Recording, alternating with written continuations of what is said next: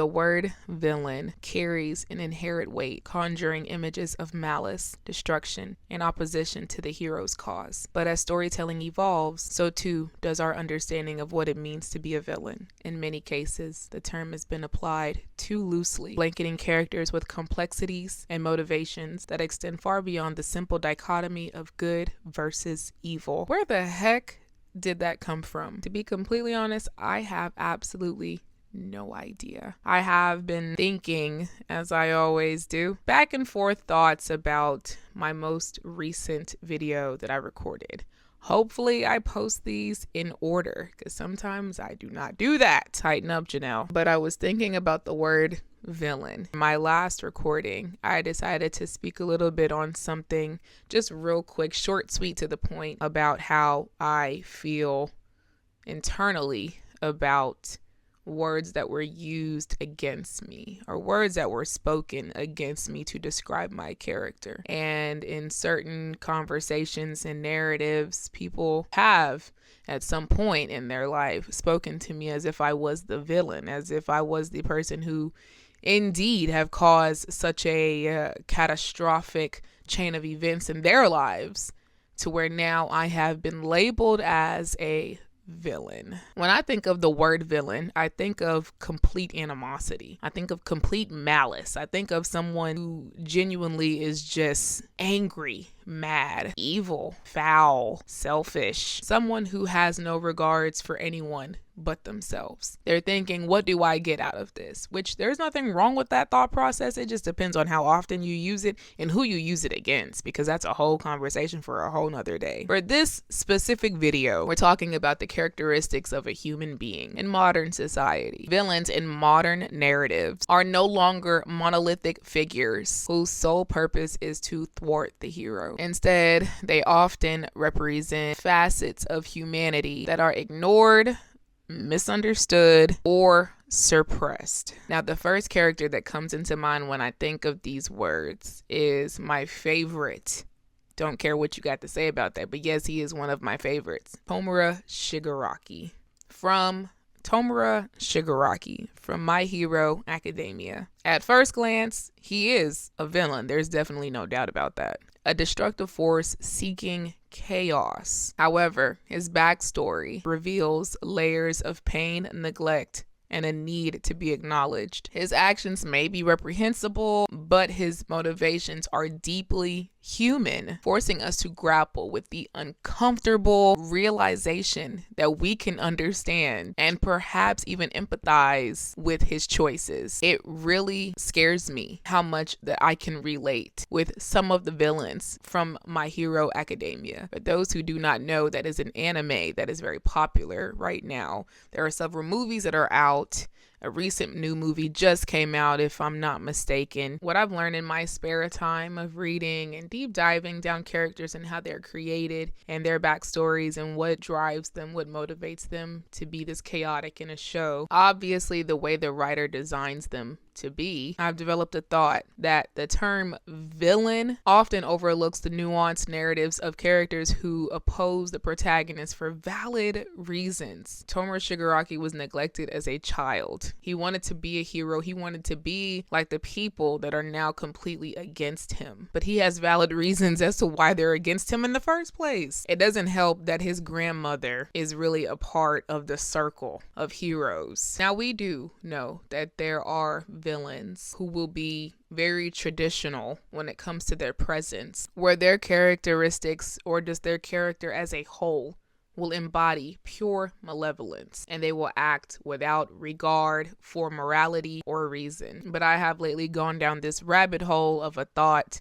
wondering if the modern narrative that is used, that is populated to describe the antagonist who could change or challenge our perspectives, put us in a place to look inward and ask, what would we do if we was in their shoes? And I often think about the things that I've went through in my life, the changes that I have made, the conversations I no longer am a part of due to the narrative, what the narrative has been for me, about me, towards me. And I've had to learn that a lot of people do things just for themselves. It's never really about you, it's really about them. So in time, I try my best, or anyone in my shoes would probably try their very best to look within and see, where did I go wrong? What did I do in my past that could make the situation much better now? What can I do to evolve and become a better version of myself, more than I ever thought I could be? And then, of course, to top it all off, I am a whole parent. You understand? Every villain has a story worth hearing. And it's really just scary how relatable the villains are, from their pain and desires to the allure of being heard in worlds that ignored them. Sometimes I even think to myself that joining the evil side is the only way to matter. And those choices really resonate with my own understanding of being silenced. I'm starting to think that there is a lot of humanity in villainy. Honestly, these thoughts are just conversations that I've had with myself. Notes that I've stuck to the wall because I am currently at a place and phase in my life where I really am unlearning a few things, not everything. Every villain has a story worth hearing. This honestly just comes from a place where I have been ostracized and labeled negative things because I do not allow certain things in my life anymore. I'm doing this video, honestly, because someone contacted me to help them with something for someone else. The someone else is someone I do not talk to anymore. The someone else is someone that I probably will never speak to ever again. I do not have any ill wishes towards this person. I have no hate towards this person. I literally have nothing. I have nothing to give towards this person. What really clicked in my brain in that moment was the amount of effort that somebody was going through to get in contact with me to help them get something for that person. And it wasn't like super big efforts, but to see that I had a text message, a missed call, and a call on an app, I was telling myself, all this just to get a gift for someone that you see every day and whatever. It honestly wasn't even that big. It just felt big in the moment because I was asleep. There's nothing worse than being woken up out of your sleep when someone tried to contact you through 3 different methods. That stresses me out, because why not just leave a voicemail? When you call me, why not just leave a voicemail? You call me, you send me a text, and then you call me through an app, a social media app at that. Just leave a voicemail after you call. It's not that serious. Now, I'm not saying this about that person. That person is not someone I have any negative or positive comments about, because I don't talk to them enough. I don't know them enough to speak on anything about who they are as a person. They're just a person that exists in the world, rightfully so. But the efforts that they went through to get in contact with me, to get a gift for someone that I don't talk to anymore. In my head, my first thought was this was something that was very strategic. Some people don't put a lot of thoughts in what they do, but sometimes it can be that way depending on the circle of influence, depending on which side of the story you always sit on or what side of the fence you sit on. I think it's crazy that sometimes the most misunderstood, mishandled people will always be ostracized as the bad guy or the villain.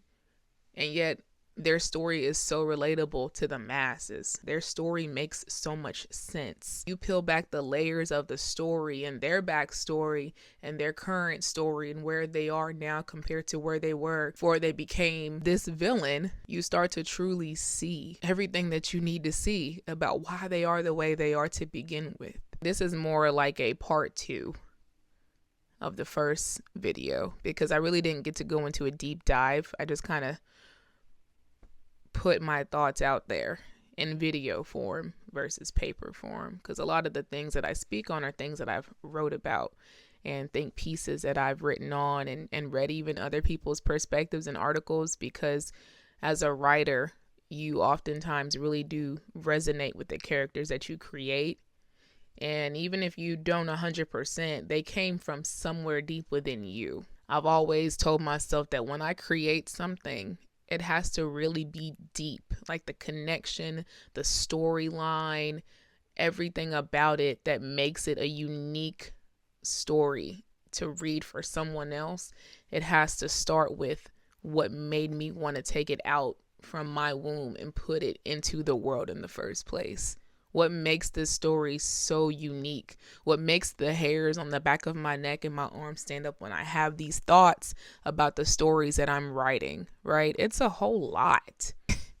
I can truly relate to these villains, and sometimes I wonder if I need to stay on that side for creative purposes, for life purposes, for every purpose.